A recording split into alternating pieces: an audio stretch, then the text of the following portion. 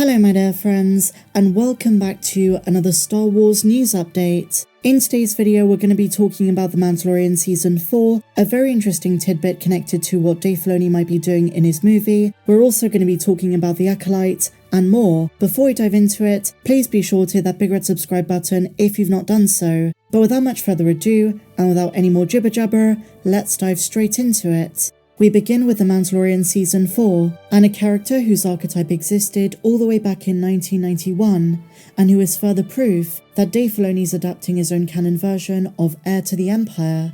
I'm of course talking about Moff Gideon's comms officer turned spy, Elia Kane. First introduced as a Moff Gideon loyalist in The Mandalorian's second season, Katie O'Brien's Elia Kane was revealed in Season 3 to be working as an Imperial mole within the New Republic, using the amnesty program as a gateway to influence the people around her. Look how she treated Dr. Pershing.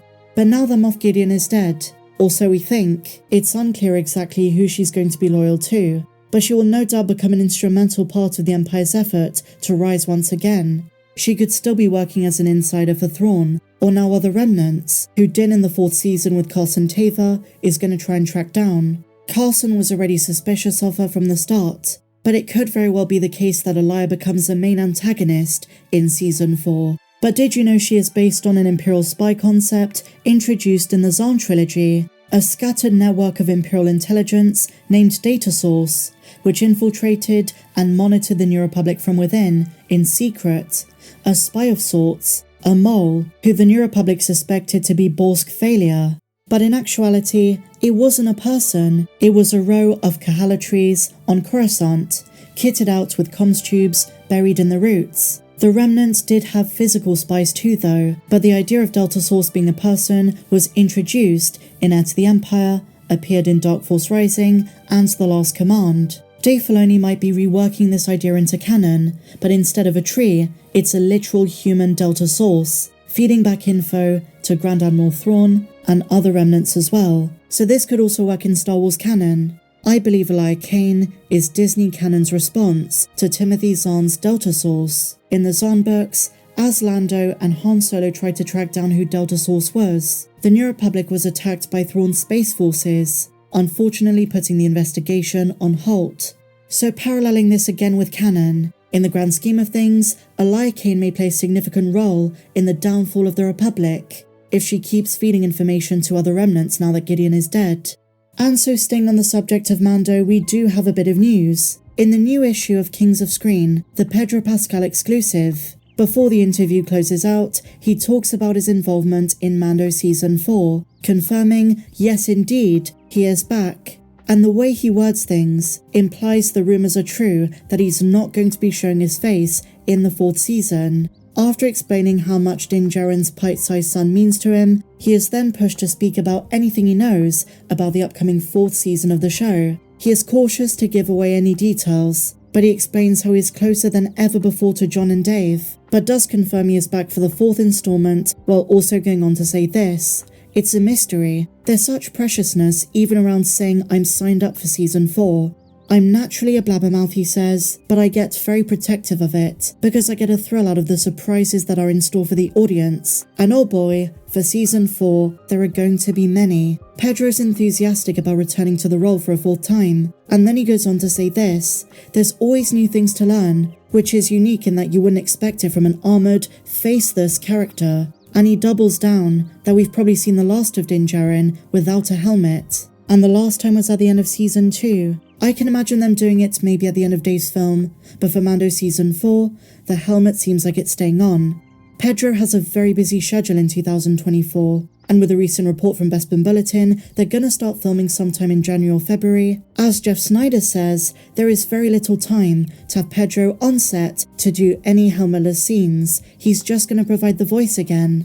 Pedro finishes by stating he loves the collaborative process, especially in the most recent seasons. The showrunners have been open to work with more directors, and the actor relishes in quote, the open relationship he has with Jon and Dave in terms of going back into a scene and contributing his own input in terms of the tone, with regards in particular to how Din Djarin delivers certain lines, trying to ratchet up the tension or the sentiment. He states quote, "Mando is faceless. This is very clever and subtle of him, because even when Din Djarin was showing his face, it was mostly this faceless character that still had so much heart with his relationship to Grogu. But Pedro, in previous interviews for earlier seasons, hasn't used the word faceless as much as he does here. I think he's subtly trying to prepare us for the fact that just like in Season 3, we're not going to see Pedro on set, he isn't removing his helmet. And fans have various opinions on this, some saying it doesn't matter, but I'm excited for what we're going to learn in Season 4. And so moving on, my dear friends, we're going to be talking about the Acolyte. We have some wild rumours that have emerged, ones which sound like they align with a lot of the rumours we've heard, but could just be nonsense. We almost always get wild rumours emerge for new projects, but there is sometimes a bit of truth. And the reason I want to talk about these ones is they do kind of align with some of the information from Star Wars Celebration and our understanding of some of the characters and actors in the show, but it could just be a good guess. So let's get into this. Possible spoilers ahead. This person claims they have a source inside of Disney, and they say the following. Some Acolyte spoilers. There are twin sisters. I'll go with good Amandla and bad Amandla, and they're talking about the lead character, Aura, who is played by Amandla Stenberg.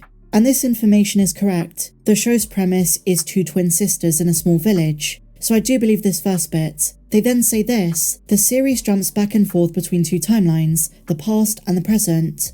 One where good and bad Amandla were just kids, and one where they're grown up. In the present, bad Amandla, who is the one who turns to the dark side, has been killing off a string of Jedi.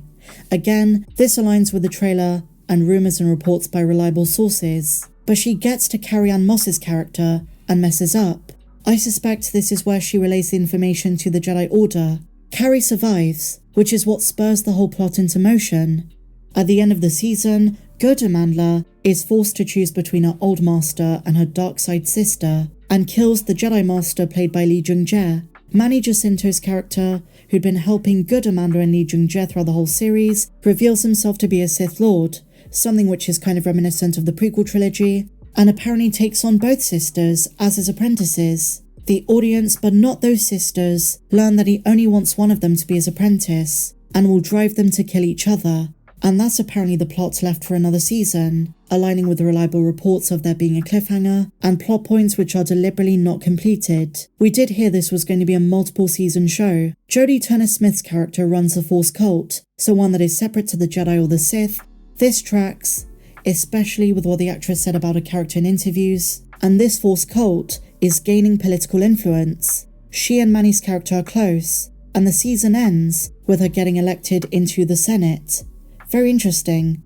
So, a lot of stuff in there that could technically be legit, but again, could just be a guess. It's interesting there is this theme of betrayal, difficult choices, which we heard about since the inception, so it's just a case of let's wait and see. But what do you guys think about these leaks? Let me know in the comments down below.